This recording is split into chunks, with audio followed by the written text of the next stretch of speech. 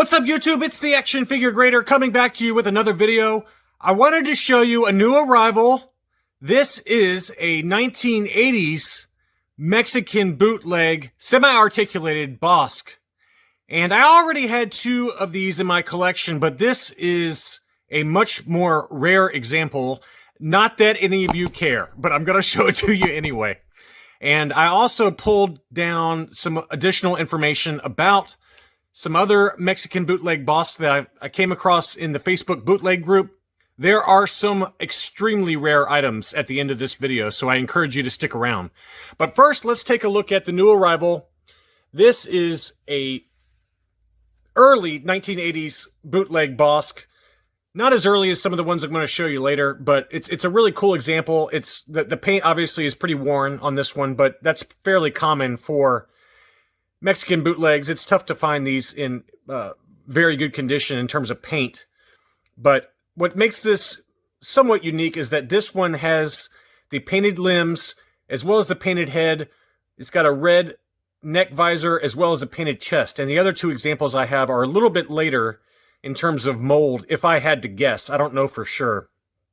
But the reason that I think that this one is a fairly early example is that it has a translucent plastic that it's made with, which is common for some of the earlier Mexican bootlegs. And it's pretty cool. I really kind of dig the patina look to it, as my buddy Stu called it.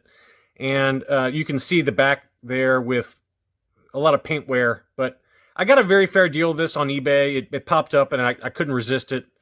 But here he is. And, you know, you can see here with the paint, what's left of it anyway, you got some red eyes, red applications there around the lips, red neck, and then the silver around the belt and the torso. And there are the paints on the limbs. Now, what's hard, what makes it difficult to identify the year for these Mexican bootleg Bossks is that they reuse the mold. And they did that for Bossk as well as the Imperial Royal Guard.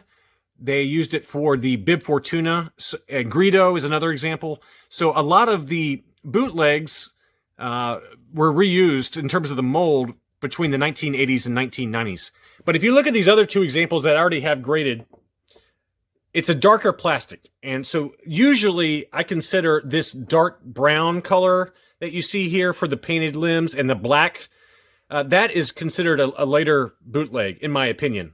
Again, I'm only going on what I've gathered just doing research online. So I could be incorrect, but if I had to guess, these came out in the late 80s or early 90s. And this one also uses that same dark yellow plastic. So in general, I tend to think that the two that are already graded in my collection are the later version of the semi-articulated Mexican bootleg Bossk. It's got that darker plastic that they used. And that's very much guesswork on my part, but I think that's the case. This is the unpainted example. It's an 85 plus. The painted brown example, which was a gift from my buddy Stu. Again, Stu, thank you for the awesome gift. I got that one graded. It's a 70 plus. But if I had to guess, these came out in the late 1980s and into the 1990s. But this new one that I got right here is a much earlier example, if I had to guess. I don't know about much, but it is earlier.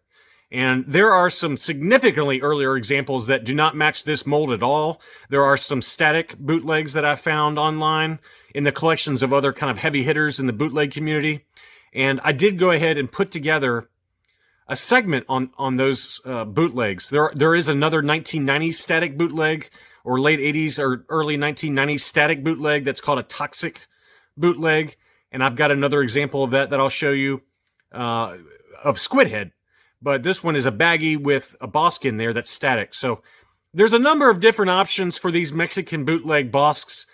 These are just three that I have. And again, I'm only going, this is all guesswork. I am not an expert on bootlegs.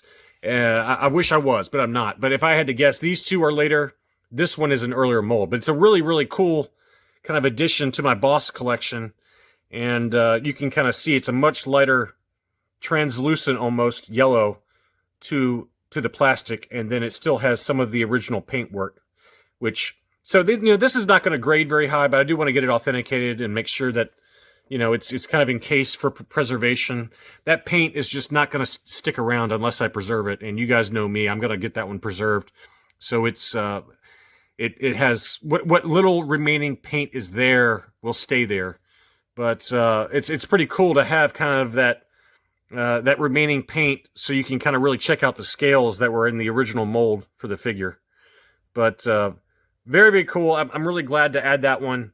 And relative to what I paid for these other two, I got a very fair deal on it. So I'm going to cut here. We're going to go to some other information that I found about not only these bootlegs, but some other color examples, and then some other molds that are out there. And if you'll just bear with me, I'll be right back.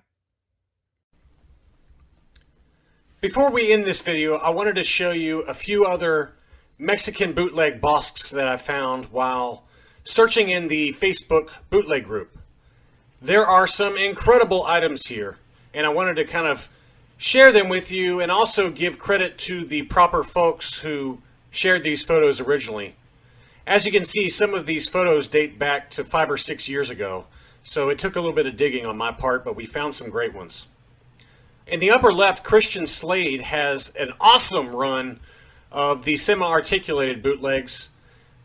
The three on the left, the unpainted, the semi-painted, and then the dark brown paint, are the three in my collection that I just showed you. But he also has a couple of variations, including that far right one with the kind of toxic green paint color. I have no idea if that paint was added before or after, but it looks awfully cool, and it reminds me a lot of the Spanish POC version that is extremely expensive. Below that, you'll see another example similar to the one that just arrived at my house, owned by Jose Del Toro. He's a very well-known collector and has an incredible collection of Lili Ledy items as well as bootlegs. But he shared that one a few years back, and it's very closely approximates the one I just got, minus some of the paint applications. In the middle, owned by Ignacio Rojas, is another Mexican Bosk semi-articulated with better paint apps around the chest and harness area, and the paint color on at least two of the feet and one of the arms is in better shape than the one I have. On the far right, Wolf Lipinski shows off one that's very similar to mine with better paint applications, especially around the head and chest. Wolf is the founder and runs the website known as Variant Villains. He's a great resource for not only bootlegs, but licensed figures as well. Finally, on the bottom right is a bootleg that I think is static, owned by Paul Erickson. These came out in the late 1980s and into the 1990s and are known as toxic bootlegs. As you can see here, I have one of these in a 2-pack with Luke Bespin as well as a toxic squid head. This is the first time I've ever seen one with a Bosk inside, but it looks really cool. And now for the grand finale, I wanted to show 4 bootleg Bosks owned by Dylan Leong in the bootleg group. All of these are Mexican bootleg Bosks, and all 4 are insanely rare. Insanely rare. I have only seen this static raised arm bootleg twice, and both of them are in the photo. They are very tough to find, and they are absolutely gorgeous. Dylan has a pink one here that he showed off back in 2015, and then he recently acquired this orange one on the far right that has a base. I've seen other Mexican bootlegs with these strange fixed bases, and they typically go for a boatload of money. I did see one that was a Hoff Stormtrooper that I think sold for $700 to $800, but this is the first time I've ever seen a Bosk with that fixed static base with the raised arm. And in the middle, I cannot end this video without talking about these two in the middle. These are probably the rarest of all Mexican bootleg Bosks. They are semi-articulated with a very strange head that can appear in multiple colors. I believe the bodies are made from a number of other bootlegs that were earlier. And the bootleggers reused the parts to make a Bosk bootleg. Most of the parts came from Luke X-Wing and TIE Fighter pilot bootlegs that were made in the early 80s and possibly even in the late 1970s. But these Bossks remind me a little bit of the old 1980s TV show V, and I have not seen many of these out there. I know that they go for a ton of money, and Dylan has an incredible run of Mexican bootlegs as well as pre-production, first shots, and a bunch of other different really cool Boss items. But anyway, he shared all of these in the bootleg group, and I wanted to end the video with these because they are all extremely rare and probably none that I will ever see in my collection. That's all I really had for this video. I hope that you enjoyed it. Please be sure to drop a like and subscribe for future content. I had a lot of fun putting this one together, and I look forward to talking to you again soon.